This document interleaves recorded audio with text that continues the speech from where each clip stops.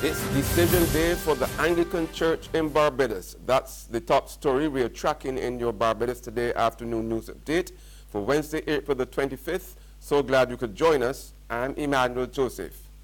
An elective synod of the Anglican Diocese is meeting at the Ivan Harewood Center, adjoining the Christchurch Parish Church, to choose the 14th Bishop of Barbados.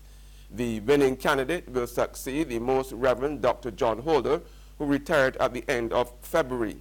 Ahead of the vote, the Anglican clergy held a special service at the Christchurch Parish Church.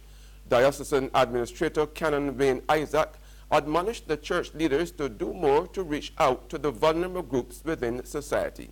As our people grapple with many political, social, and economic issues that bring great challenges to them. People are searching for meaning in their lives, and in many instances, people are at a wit's end. To all these people, we are called to proclaim the message of good news and give them a sense of hope. 5 contenders are reportedly contesting the top post. The list includes the Dean of the St. Michael's Cathedral, the Very Reverend Dr. Jeffrey Gibson, Principal of Codrington College, Reverend Dr. Michael Clark, former Deputy Principal of Codrington College, Reverend Dr. Monrell Williams, who is now a parish priest in the United States, Rector of St. David's, Canon Noel Burke, and Rector of St. George's Parish Church, Reverend John Rogers. Dr. Gibson and the Reverend Rogers are reportedly the front runners. In other news now, police are investigating reports that a homeless man was severely beaten by a group of young men late last night in Independence Square. President of the Barbados Homeless and Vagrant Society, Kimar Safri, who reported the incident, has expressed outrage. He did not detail the nature of the injuries, but said the man, who declined to go to hospital or to the police, is receiving help from the society. Safri says there is an urgent need to get the homeless off the streets.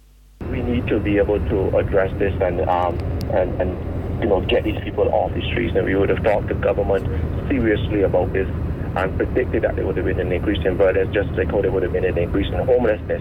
And because we have 27 actually new cases of homeless persons for the year. This is crazy. And we don't have anywhere to put these persons to be able to protect them of the elements, and also don't have to even worry about the elements, but to protect them from these crazy people out there doing these acts on homelessness, homeless persons and the persons that are affected by vagrancy. So we need to, this is something that needs to be addressed seriously, and we've advocated this for 10 years now, and it's sad to see that we're in the position and not taken seriously by our government, or not taken seriously where we should be taken seriously to get these people off the street. Police are meanwhile appealing to anyone with information about the incident to contact police emergency at 211 or any police station. It was a night of celebration at the University of the West Indies Open Campus. Staff and other contributors received special recognition for their efforts at making distance education a success across 17 Caribbean countries. Principal of the Open Campus, Dr. Luz Longsworth, said the $24 million program, largely funded by the Canadian government, has been changing lives.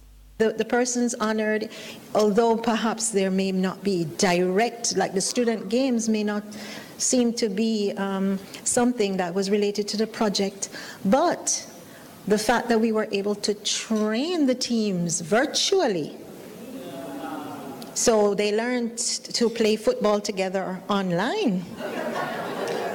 That is a result of the project.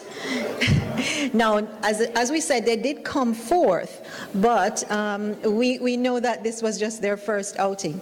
So all the persons who have been recognized have been an integral part of the success of this project over the last year, or over the last years. There's regional and international news after this short break.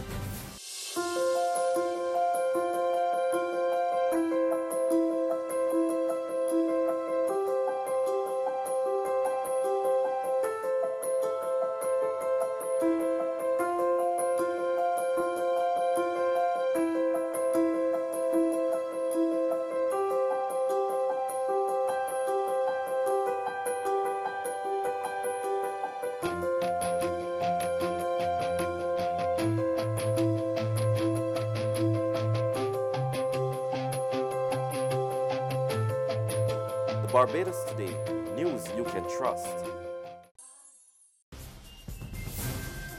Welcome back with news from the region now. The Trinidad and Tobago government and the Public Service Association are not on the same page as negotiations for a wage increase for public servants continue. In the latest twist, Acting Prime Minister Colm Imbert is calling on the Public Service Association President Watson Duke to produce the letter which Mr. Duke claims he received from the Chief Personnel Officer offering a 000 wage increase to public officers. Imbert says there's no such letter. More in this report from the TV6 News. Acting Prime Minister Imbert says he contacted the Chief Personnel Officer after he heard on I-95.5 FM on Monday this declaration from the PSA President. Last week we received an offer from the CPO in writing stating that the salary increases for the years 2014, 15 and 16 would be 0, 0, 0.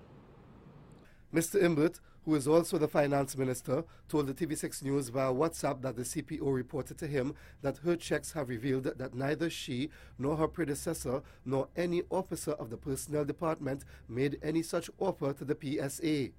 And accordingly, he asked the CPO to contact Mr. Duke and obtain a copy of the letter that Mr. Duke referred to. We contacted Mr. Duke via telephone and requested from him a copy of the letter. But I would not want to do that. I'm telling you on the street, right? I know this thing goes. I will not want to do that. I want to operate in good faith. Because they called me this morning and pretend that they don't have the letter and they have no letter. Me just send a copy for them. I tell them I'm not sending any for them. All right? They have offered us 0, 0, 0.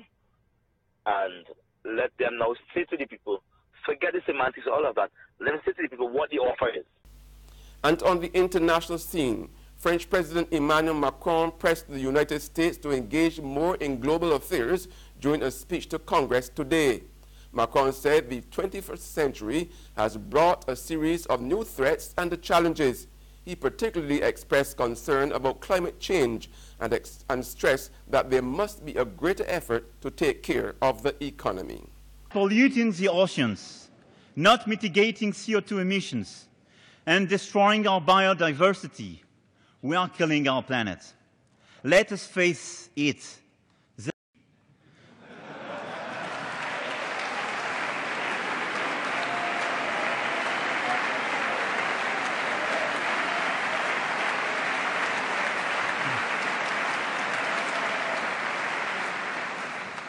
On this issue, it may happen we have disagreements between the United States and France. It may happen.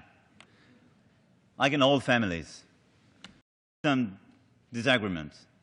On the long run, we will have to face the same realities, and we're just citizens of the same planet. So we will have to face it.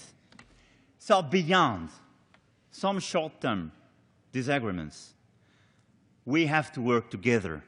And that's news. But for the very latest, visit our website at www.barbadostoday.bb. You can also subscribe to our e-paper, email updates, or like us on Facebook. We are also on Izumi Media in bus terminals, as well as screenplay at supermarkets and gas stations near you. You can also hear us on Mix 96.9 FM. I'm Emmanuel Joseph. Have a fantastic day.